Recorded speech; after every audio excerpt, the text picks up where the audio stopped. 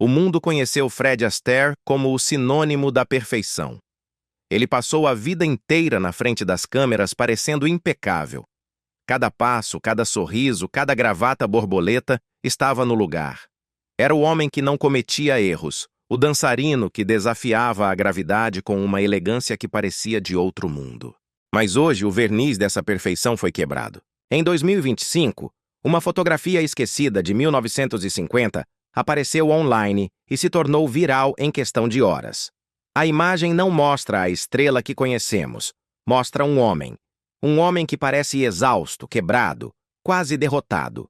Fãs a chamam de dolorosa. É um vislumbre da humanidade nua por trás do ícone impecável.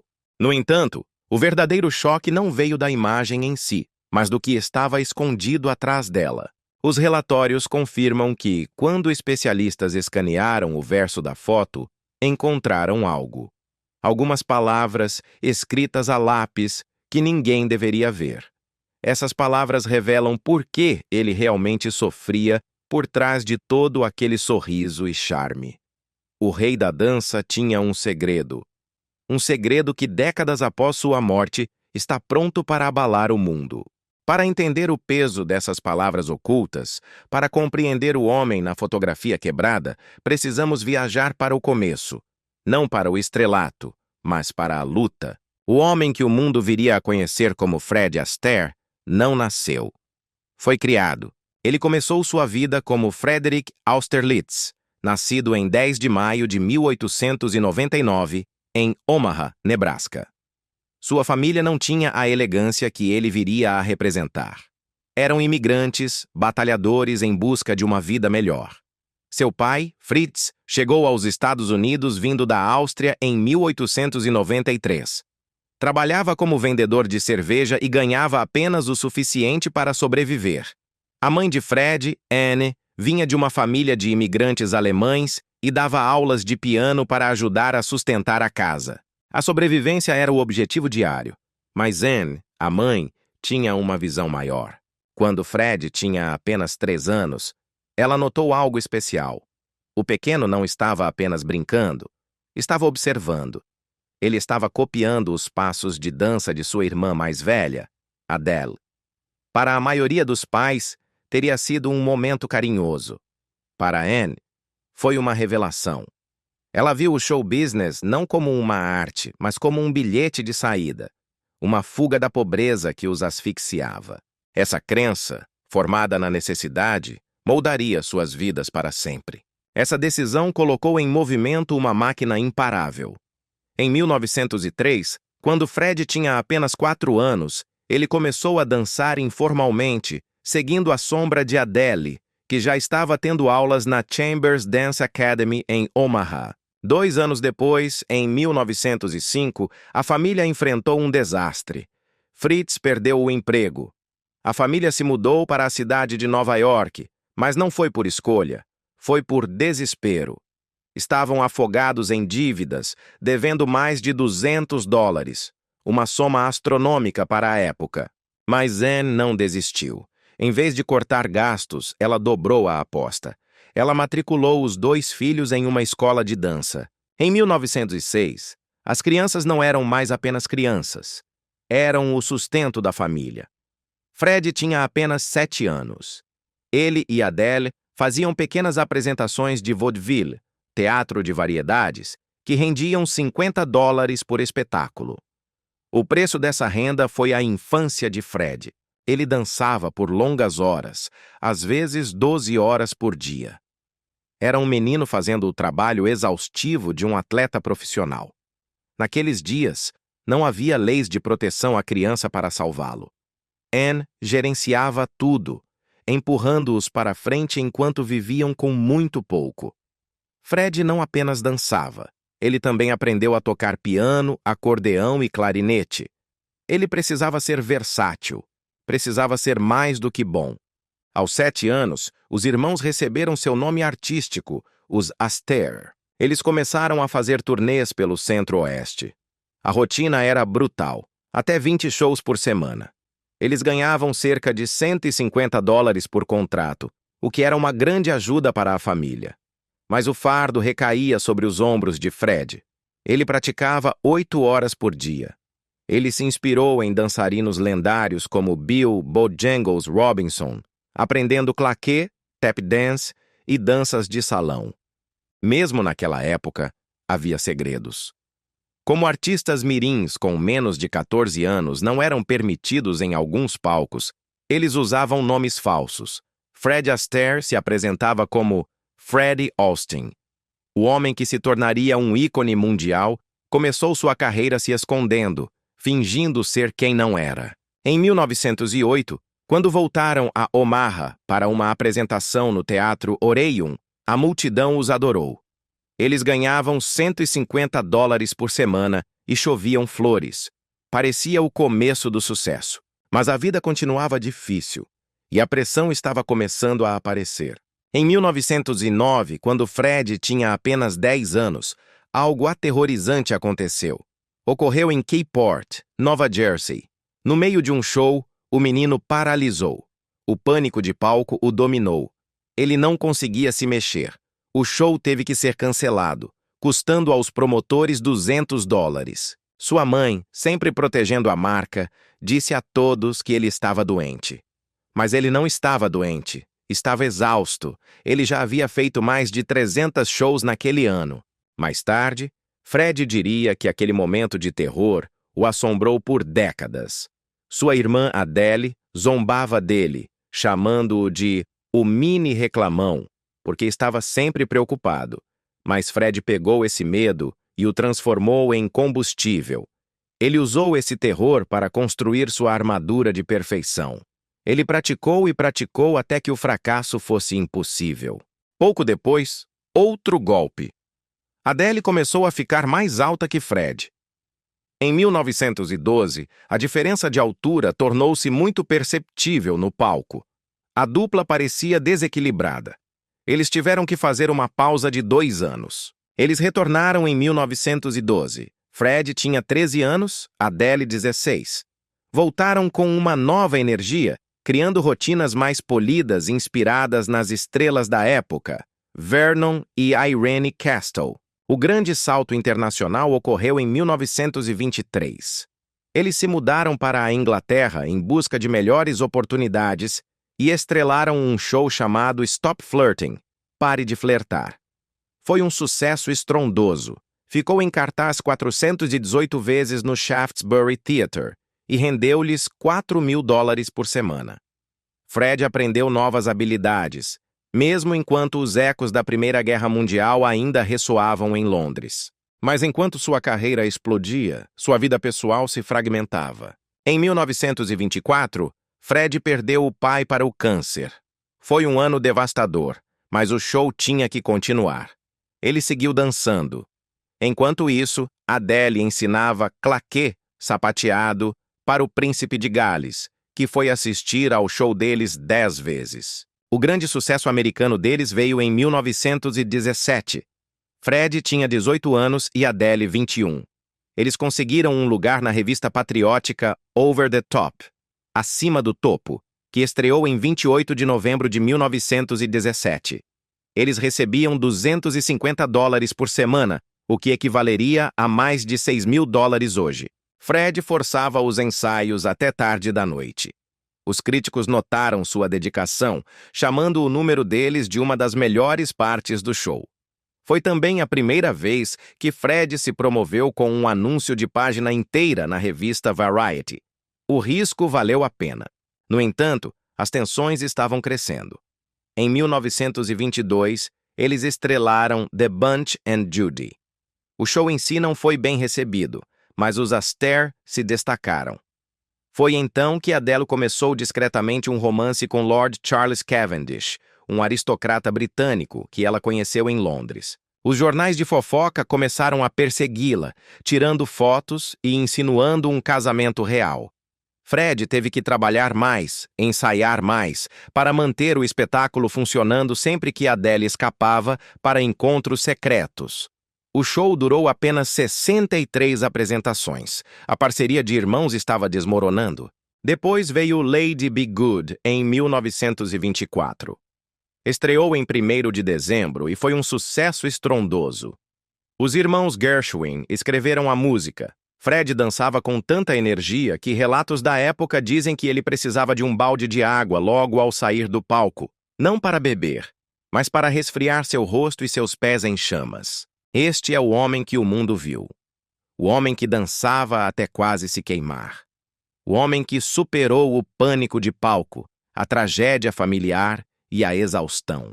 O que nos leva de volta àquela fotografia de 1950, o homem quebrado e as palavras no verso. O segredo que o rei da dança escondia não era um escândalo obscuro. Era algo muito mais simples e profundo. Sua própria humanidade. O garoto de 10 anos que paralisou no palco em Nova Jersey nunca foi embora. Ele estava ali, escondido atrás do smoking, lutando contra o terror todas as noites. A foto de 1950 captura o segundo em que a máscara escorregou. O segundo em que o peso de ser Fred Astaire se tornou muito grande. O homem perfeito estava, em segredo, profundamente cansado.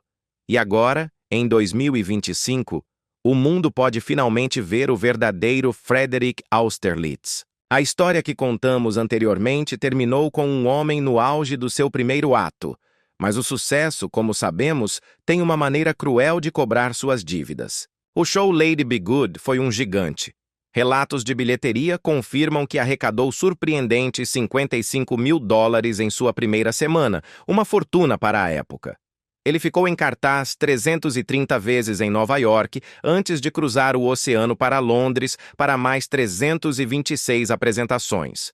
O nome Astaire era ouro. Eles até prensaram um disco especial da música Fascinating Rhythm, ritmo fascinante, com apenas 500 cópias feitas. Eram relíquias, testemunhos de um momento de ouro. Anos depois, um desses discos seria adicionado à Biblioteca do Congresso dos Estados Unidos. Mas o sucesso não apaga os problemas, apenas os magnifica. Em 1927, estreou Funny Face, Cara Engraçada. Era selvagem, era moderno, e foi aqui que o mundo viu pela primeira vez o Fred Astaire que se tornaria lenda, o homem da cartola e do fraque. Ele misturou jazz e claqué de uma maneira completamente nova. No entanto, relatos da época revelam que o espetáculo foi um caos nos bastidores. Ele teve problemas durante os ensaios. Chegou até a ter que mudar seu nome de Smart, esperto, após receber críticas terríveis na Filadélfia. Mas assim que estreou em Nova York em 22 de novembro, o público decidiu. Ficou em cartaz 244 vezes e depois mais 263 em Londres. O sucesso estava lá. Mas o foco da imprensa não estava mais na dança. Os jornais estavam obcecados com o crescente relacionamento de Adele com Lord Cavendish. Todos acreditavam que um casamento era iminente. A dupla de dança estava se tornando uma nota de rodapé na história de amor da aristocracia. Em 1931, veio The Bandwagon, o carro da banda.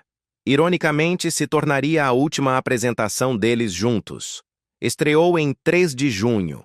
Os críticos adoraram, especialmente um número de dança lento e sombrio com a música de Dancing in the Dark, Dançando no Escuro. Mas a escuridão era real. Nos bastidores, Adele já havia tomado sua decisão. Ela iria se casar com Cavendish e deixar o palco. Para sempre. Fred tentou fazê-la mudar de ideia. Ele implorou. Mas ela estava certa. Em 5 de março de 1932, a cortina final caiu. Após 27 anos dançando lado a lado, desde que eram crianças em Omaha, tudo havia terminado. Fred Astaire tinha 32 anos, e pela primeira vez em sua vida, ele estava sozinho no palco. Com o eco daquele último aplauso ainda em seus ouvidos, Fred fez uma aposta desesperada. Ele pegou um avião para Hollywood para um teste de câmera. Um novo começo. Um novo mundo. Hollywood, no entanto, não ficou impressionada. Em 26 de julho de 1933, a RKO Pictures preencheu um relatório sobre ele.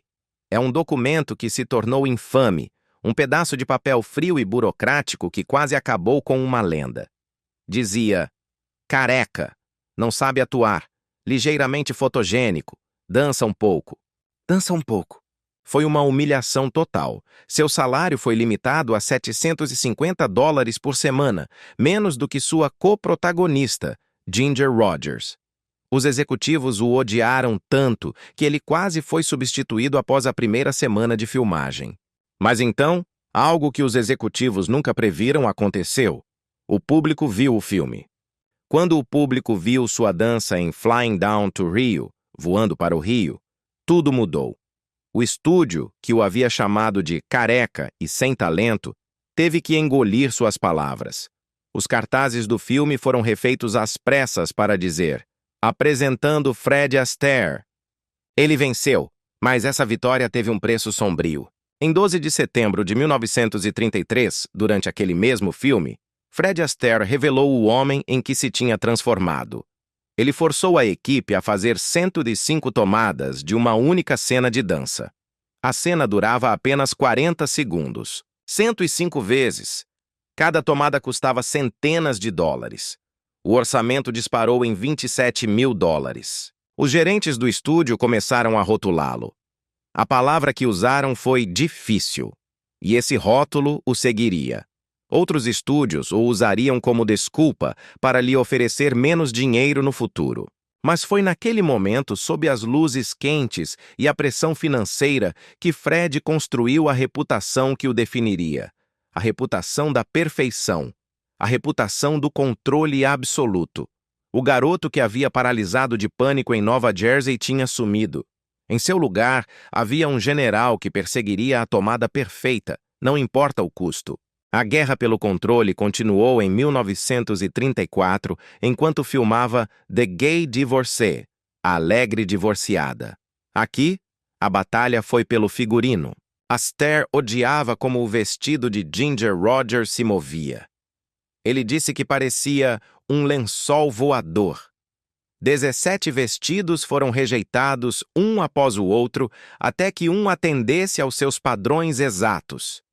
Ele até proibiu lantejoulas que fossem maiores que um certo tamanho. Apesar das brigas, o filme foi um sucesso monstruoso. Faturou $1,8 milhão com um orçamento de 800 mil, salvando o estúdio RKO de uma grande perda financeira. Ginger Rogers finalmente obteve faturamento igual nos cartazes.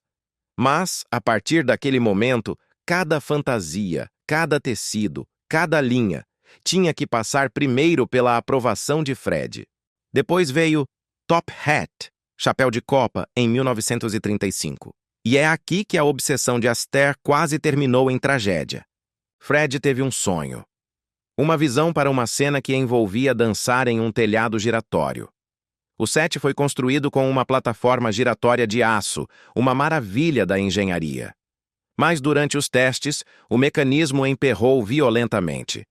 Ginger Rogers fraturou o pé. A produção parou completamente por 18 dias, e foi então que os rumores começaram a se espalhar. Em 1927, estreou Funny Face, Cara Engraçada. Era selvagem, era moderno, e foi aqui que o mundo viu pela primeira vez o Fred Astaire que se tornaria lenda, o homem da cartola e do fraque.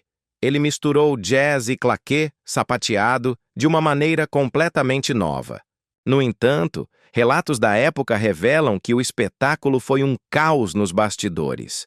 Ele teve problemas durante os ensaios. Chegou até a ter que mudar seu nome de Smarty, esperto, após receber críticas terríveis na Filadélfia. Mas assim que estreou em Nova York em 22 de novembro, o público decidiu. Ficou em cartaz 244 vezes e depois mais 263 em Londres. O sucesso estava lá, mas o foco da imprensa não estava mais na dança. Os jornais estavam obcecados com o crescente relacionamento de Adele com Lord Cavendish. Todos acreditavam que um casamento era iminente. A dupla de dança estava se tornando uma nota de rodapé na história de amor da aristocracia. Em 1931, veio The Bandwagon, o carro da banda. Ironicamente, se tornaria a última apresentação deles juntos. Estreou em 3 de junho. Os críticos adoraram, especialmente um número de dança lento e sombrio com a música de Dancing in the Dark, dançando no escuro.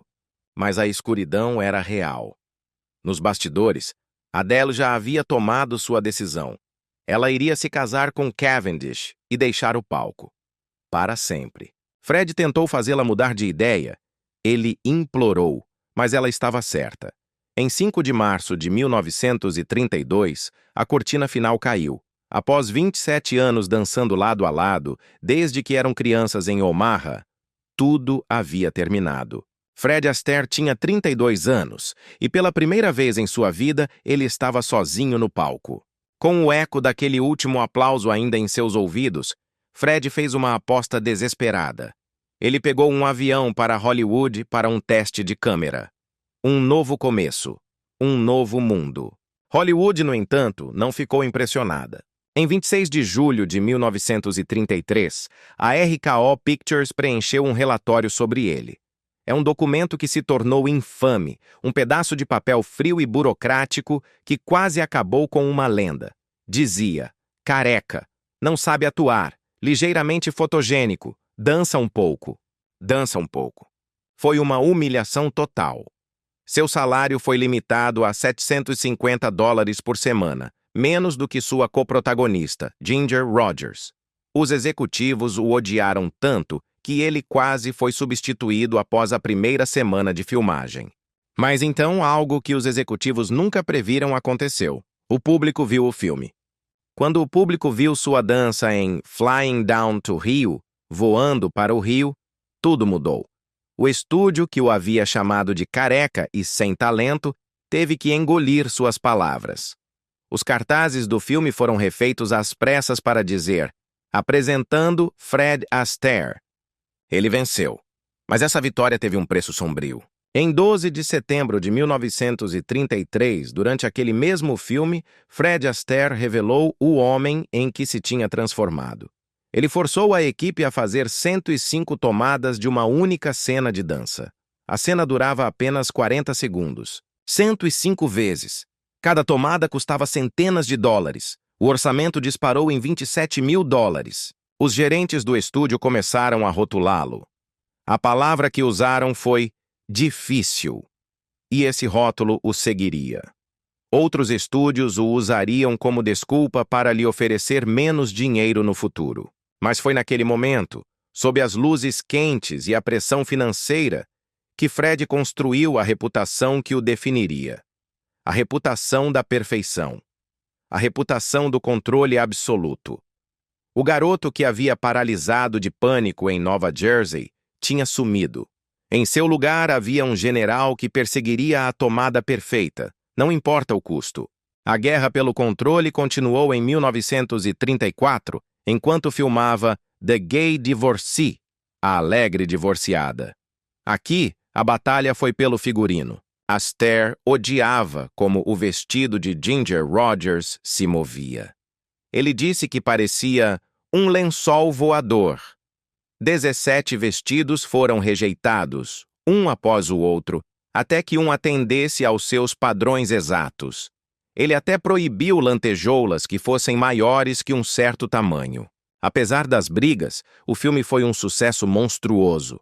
Faturou $1,8 milhão com um orçamento de 800 mil, salvando o estúdio RKO de uma grande perda financeira. Ginger Rogers finalmente obteve faturamento igual nos cartazes. Mas, a partir daquele momento, cada fantasia, cada tecido, cada linha tinha que passar primeiro pela aprovação de Fred. Depois veio Top Hat, Chapéu de Copa, em 1935. E é aqui que a obsessão de Astaire quase terminou em tragédia.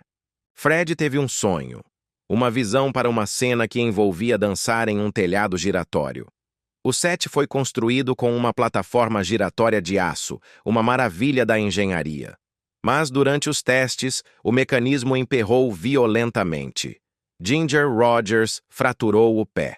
A produção parou completamente por 18 dias. E foi então que os rumores começaram a se espalhar.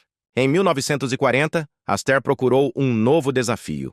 Ele se mudou para a gigante MGM para Broadway Melody of 1940, melodia da Broadway de 1940, dançando ao lado de outra lenda do claqué, sapateado, Eleanor Powell.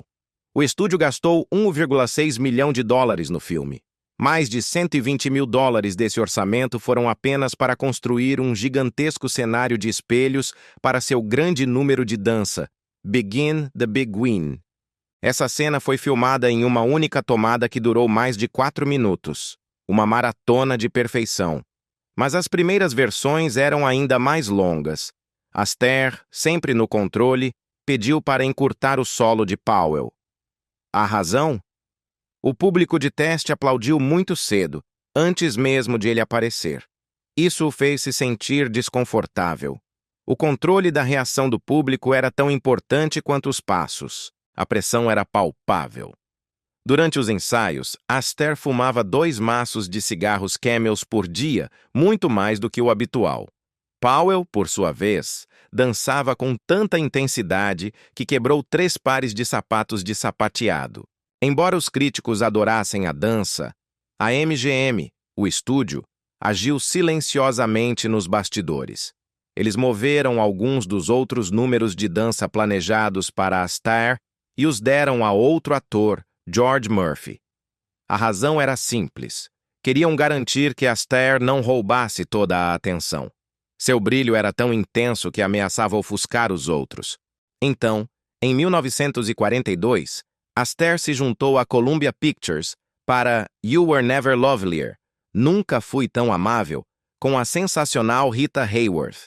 Foi Astaire quem pressionou o estúdio a tentar algo arriscado: música latina. A banda de Xavier Cugat se juntou ao projeto. Essa decisão impulsionou o orçamento de música para além de US$ 30 mil, uma soma enorme para a época. Hayworth, para se manter no nível do mestre, treinava 6 horas por dia para seguir os passos exatos de Astaire. Mas nos cartazes do filme, o estúdio os mantinha estranhamente separados.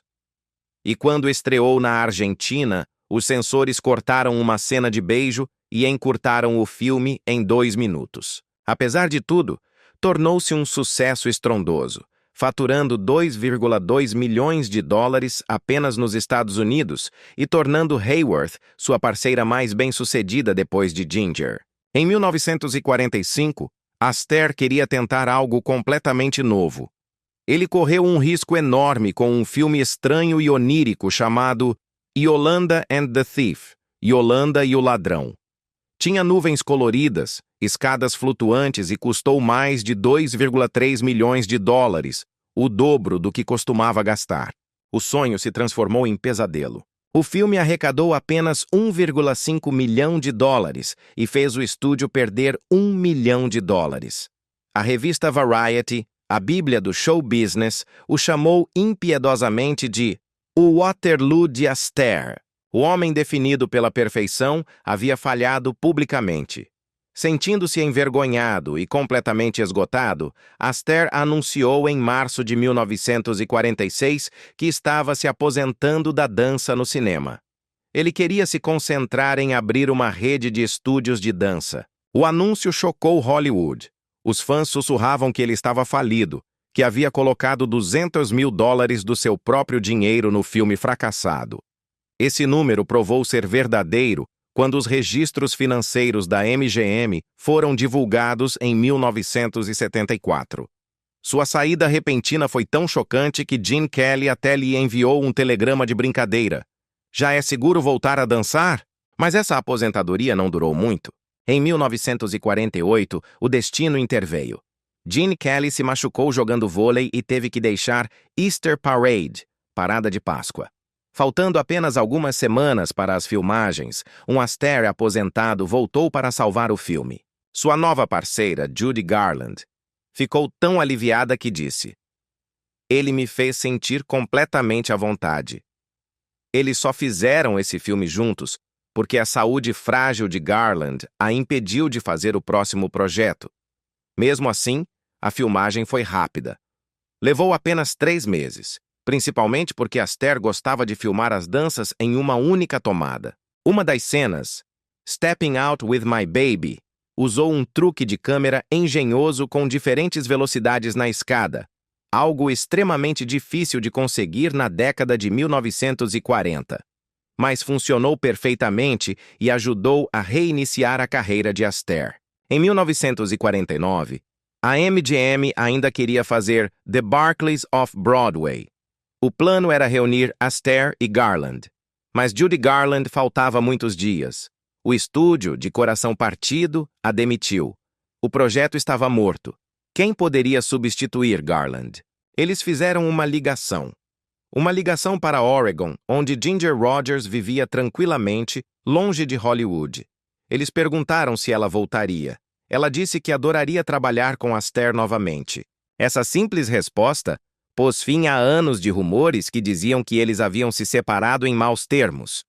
Eles reescreveram o roteiro rapidamente, adicionaram uma canção de Gershwin e ajustaram as danças para se adequarem ao estilo de Rogers. Em apenas 6 semanas, eles estavam filmando. Tornou-se o único filme deles juntos em cores e um belo tributo aos clássicos em preto e branco que fizeram na década de 1930. Então, em 1951, Astaire fez algo que parecia pura mágica. Em Royal Wedding, Casamento Real, ele dançou subindo pelas paredes e cruzando o teto, mas não havia efeitos especiais. Não havia cabos visíveis. O segredo era um feito de engenharia. O set foi construído sobre uma enorme roda de metal que girava lentamente enquanto a câmera estava fixa. Astaire praticou em um arnês, mas fez a tomada final sem ele. Ele teve que cronometrar seus passos perfeitamente para evitar tropeçar nos cabos e equipamentos enquanto o quarto girava sob seus pés. O estúdio não gostou de gastar $75 mil na cena. Parecia um desperdício. Mas a aposta valeu a pena. O público ficou de queixo caído. O Mago Rei havia voltado. O feito de Fred Astaire em Royal Wedding, Casamento Real, dançando pelo teto em 1951, foi um ato de magia que desafiou a gravidade. O público aplaudiu e os críticos a chamaram de uma das cenas mais impressionantes da história do cinema. O Mago Rei estava no auge do seu poder, mas o tempo, um parceiro silencioso e cruel, começava a cobrar seu preço. Em 1957, ele estrelou Funny Face, Cinderela em Paris, ao lado da nova realeza de Hollywood, Audrey Hepburn. A dança foi maravilhosa.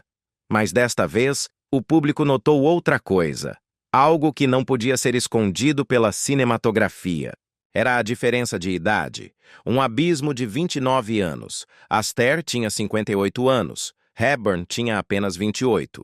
Relatos da época indicam que, embora os espectadores ficassem deslumbrados com o figurino, os cenários de Paris e o estilo visual, criado pelo famoso fotógrafo Richard Avedon, incluindo o icônico número Think Pink, muitos se sentiram incomodados. Era o gênio da dança, agora visivelmente envelhecido, ao lado de um ícone da juventude. As discussões sobre a diferença de idade nunca desapareceram totalmente. A perfeição tinha, pela primeira vez, uma ruga visível. Mas se o público pensava que Astaire iria desaparecer suavemente, eles estavam enganados. Astaire chocou a todos novamente em 1959, mas não foi com os pés, foi com a sua quietude. Ele assumiu seu primeiro papel sério de ator em On the Beach, A Hora Final. O filme não era um musical alegre, era um drama sombrio sobre um mundo pós-apocalíptico, após uma guerra nuclear. Astaire interpretou um cientista. Em vez de dançar, ele mostrou uma profunda emoção e uma quietude devastadora. Há uma cena que queimou a retina do público. Seu personagem, confrontado com o fim de tudo, morre por suicídio em seu carro. Enquanto a câmera para, uma placa do Exército de Salvação ao fundo diz: "Ainda há tempo, irmão." Essa imagem apareceu em página inteira na revista Life. Os críticos ficaram maravilhados com sua atuação. Sem fazer uma única dança, Astaire recebeu uma indicação ao Globo de Ouro. Ele havia provado que era mais do que um dançarino. Era um ator trágico. Um ano antes, em 1958, ele havia feito história na televisão. Em 17 de outubro, a NBC transmitiu Uma Noite com Fred Astaire em cores. Parecia impecável, Uma transmissão perfeita. Mas o segredo?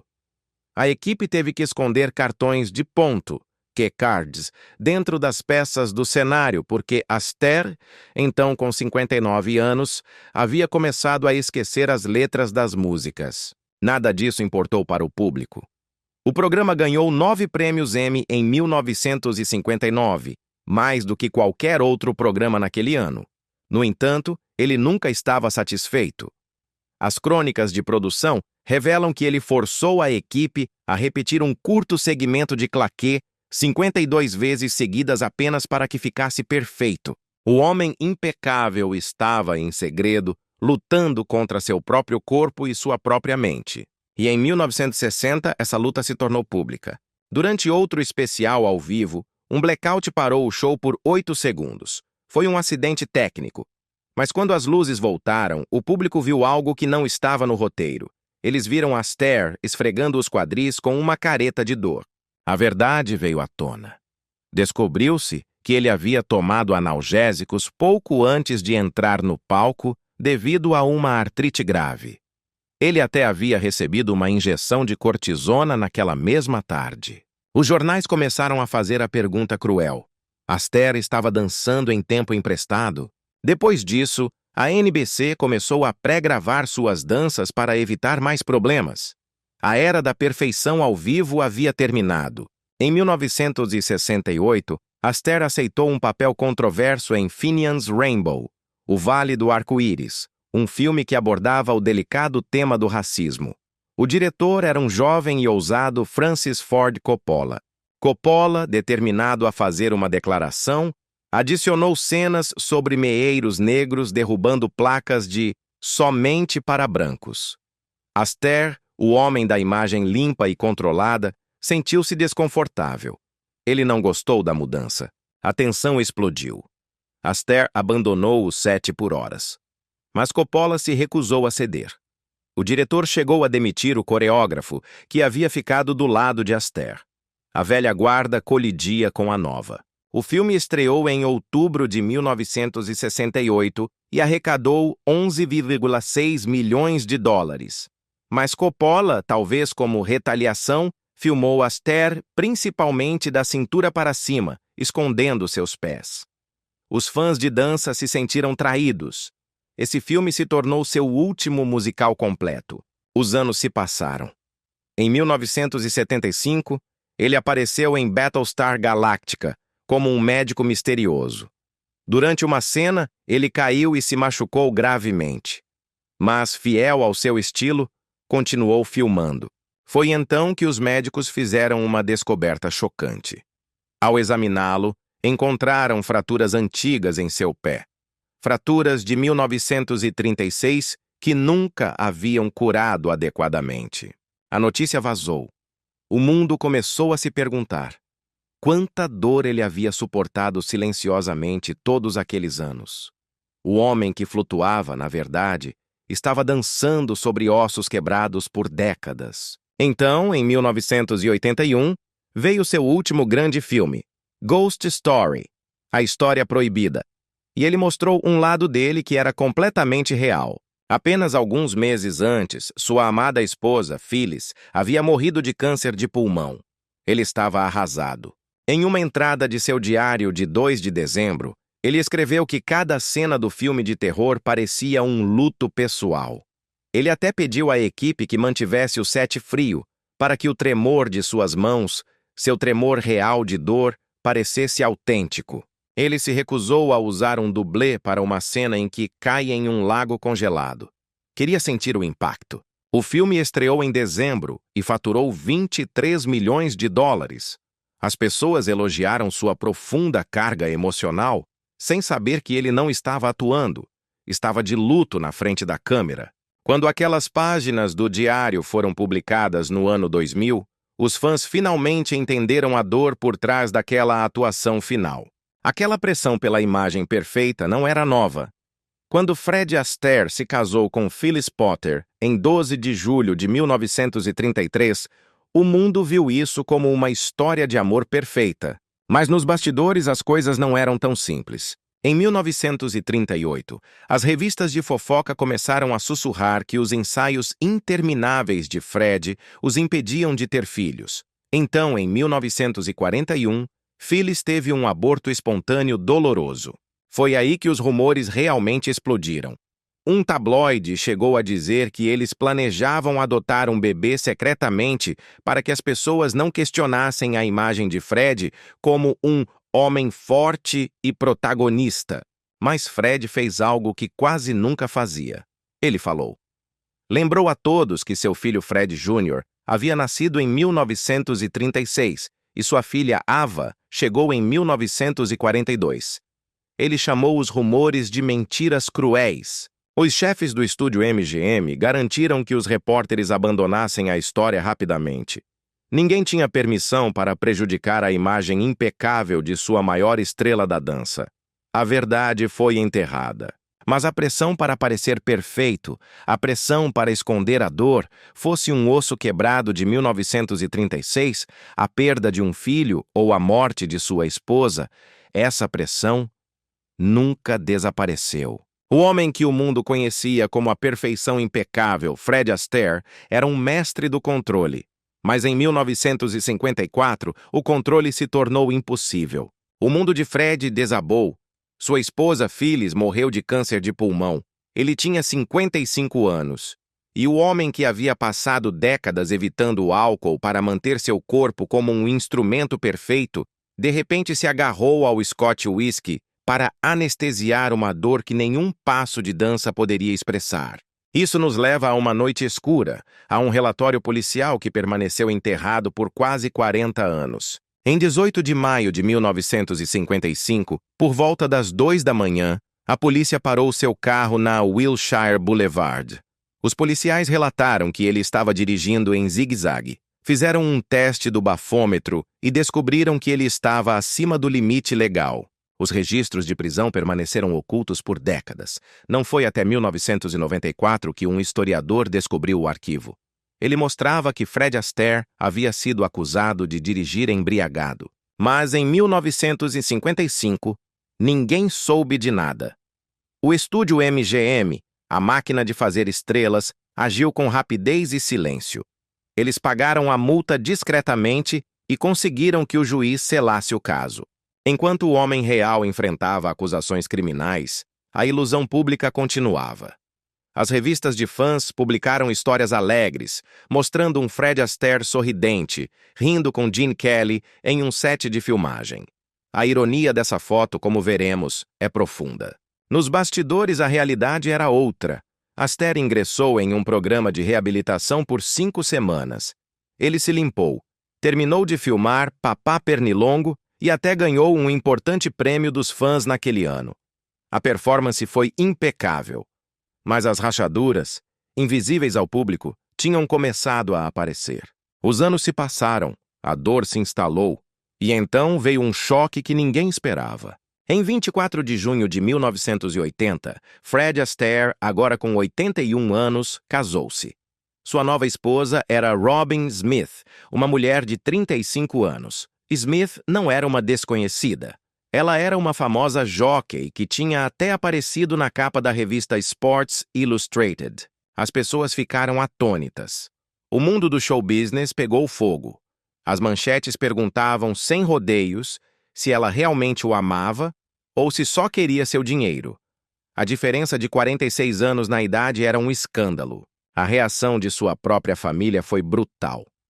A filha de Fred, Ava, recusou-se a comparecer ao casamento. Sua irmã, Adele, a parceira de dança de sua infância, chamou o casamento de ridículo.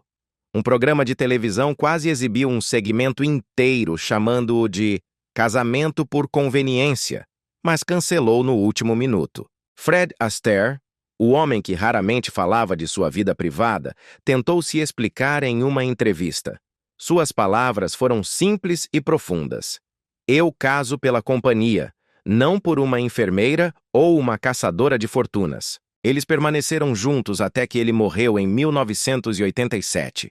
E Robin Smith nunca pediu mais do que o simples fundo fiduciário de $5 milhões que ele lhe deixou. Todas as pessoas que duvidaram dela, depois disso, ficaram em silêncio. Mas o custo de sua carreira não foi medido apenas em escândalos tardios, mas na dor de sua família. Fred Jr., nascido em 1936, carregou sua própria dor silenciosa. Durante a década de 1950, quando Fred Astaire estava em turnê sem parar, seu filho escrevia-lhe cartas furiosas, cartas que ele nunca enviou. Nelas, ele implorava para que o pai voltasse para casa. Ele escreveu coisas como: "Os únicos passos que eu conheço são os que você nunca está aqui para subir comigo." Fred Astaire encontrou essas cartas em 1983, escondidas em um velho depósito. Naquela época, sua saúde estava falhando. Fred Jr., que se tornou fazendeiro, disse que eles fizeram as pazes antes de seu pai morrer. Em 2019, essas cartas comoventes foram vendidas em leilão por $42 mil.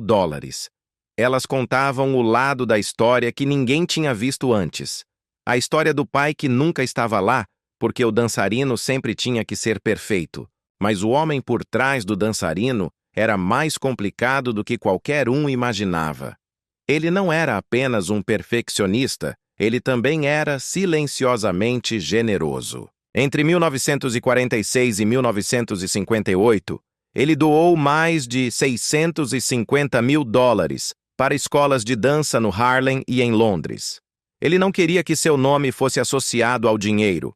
Ele disse que queria que as crianças se concentrassem na dança, não na fama, mas sua bondade lhe trouxe problemas. Em 1959, o IRS, a agência de impostos, o auditou. Eles encontraram doações não declaradas e deduções fiscais estranhas. Disseram que ele devia $200 mil em impostos atrasados. A dívida era tão grande que ele quase teve que vender seu cavalo de corrida premiado, Triplicate, para cobri-la. Ele pagou a conta em 1961 e evitou problemas maiores. O mundo não soube de nada disso, até que um memorando veio à tona em 1988, após sua morte. Esse memorando mostrava que Fred havia andado em uma linha muito tênue, tentando ajudar silenciosamente enquanto se escondia do coletor de impostos. Ele também travou uma longa e silenciosa guerra com o outro rei da dança de Hollywood, Gene Kelly. Em 1952, Fred ficou furioso quando Kelly conseguiu o papel principal em Singing in the Rain, Cantando na Chuva, um papel que Fred realmente queria. Um memorando vazado da época revelou o que Astaire realmente pensava. Ele acreditava que o estilo de Kelly era vulgar e muito atlético, como dança para levantadores de peso. Seu ressentimento era tão profundo que os relatos dizem que Astaire rasgou cartazes de hall que tinham o rosto de Kelly neles.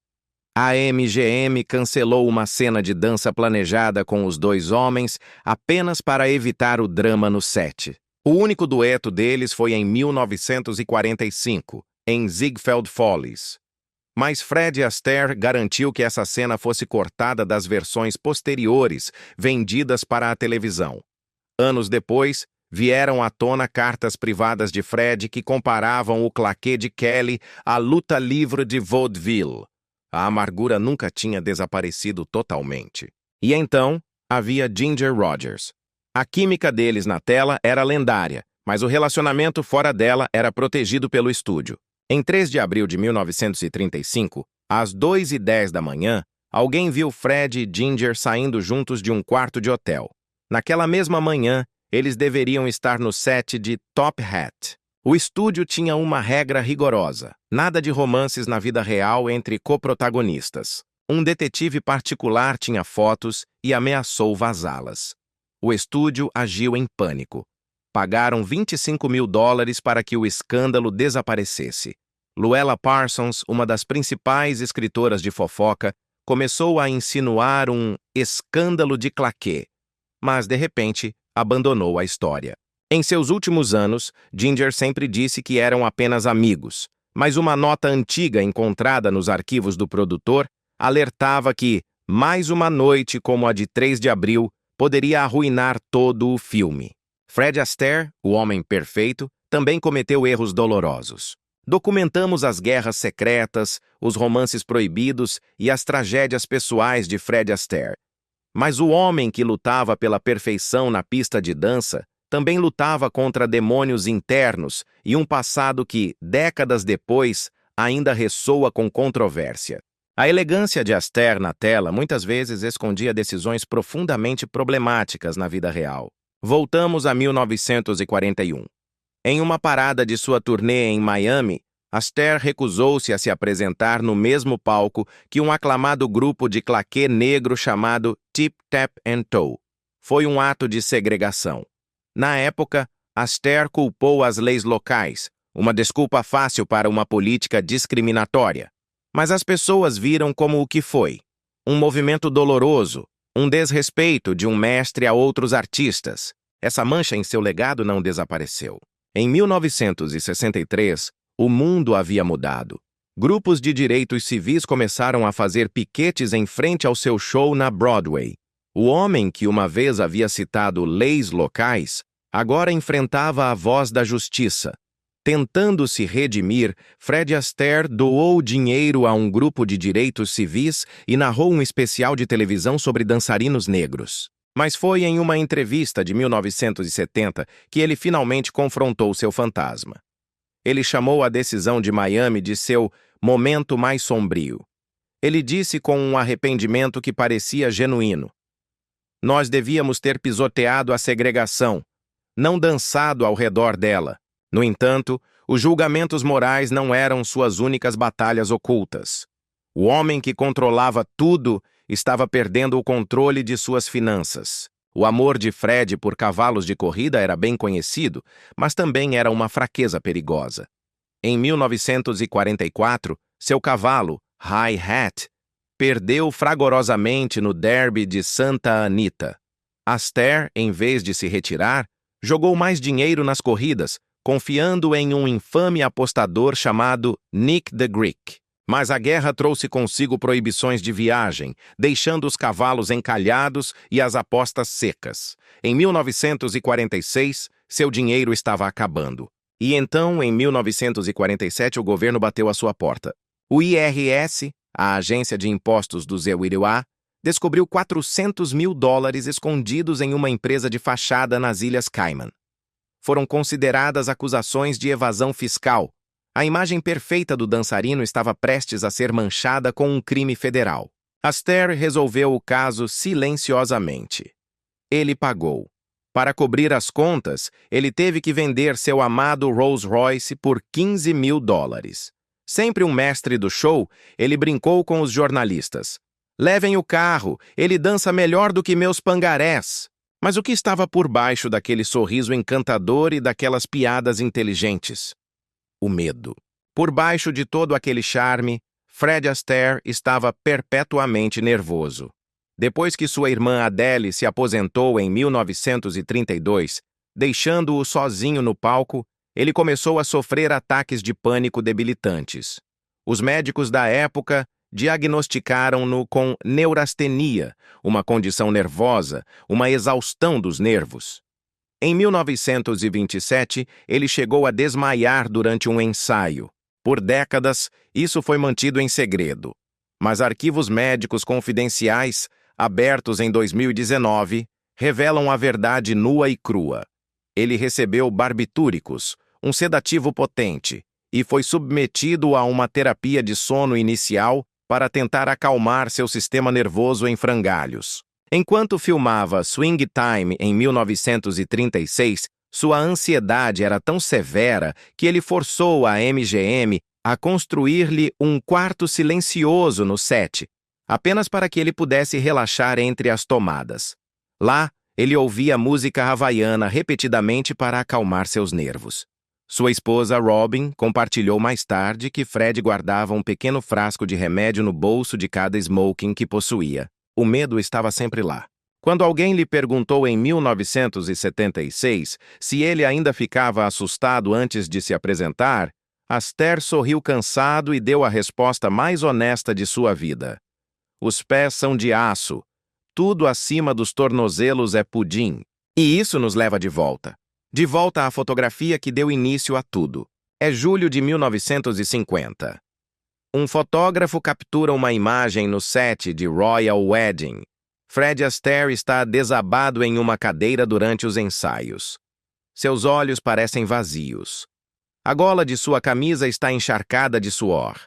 Uma folha de chamada, pregada na parede atrás dele, mostra que eles estavam prestes a filmar a cena mais famosa do filme, a dança impossível no teto. Por anos foi apenas uma foto de um homem cansado. Mas anos depois, um escaneamento avançado revelou notas ocultas a lápis no verso dessa foto. Era a letra do próprio Astaire, um diário secreto escrito em um momento de desespero. Dizia: 2 noites sem dormir. Jane Powell, sua coestrela, continua perfeita. Eu estou fora de sincronia por meio tempo. Donen, o diretor, quer uma terceira tomada. Sorria, Fred. Sorria. E depois uma única palavra: não consigo. Ele até desenhou uma caricatura do quarto giratório chamando-o de A Roda de Hamster. Ela mostrava exatamente o quão cansado ele estava, o quanto lhe custava manter a ilusão de perfeição impecável. Essa mesma fotografia ressurgiu em setembro de 2025. Alguém a publicou no Reddit. Em menos de 24 horas, ela se tornou viral. As pessoas não viram o ícone, viram o homem. Chamaram-no de humano, vulnerável, exausto. Coreógrafos no TikTok começaram a copiar a pose de esgotamento. A foto gerou tanto interesse que até impulsionou a MGM a anunciar uma versão restaurada de Royal Wedding para 2026. O mundo finalmente tinha visto um lado diferente de Fred Astaire. Um lado menos perfeito, e muito mais real, e muito mais real, e muito mais real, e muito mais real, e muito mais real, e muito mais real, e muito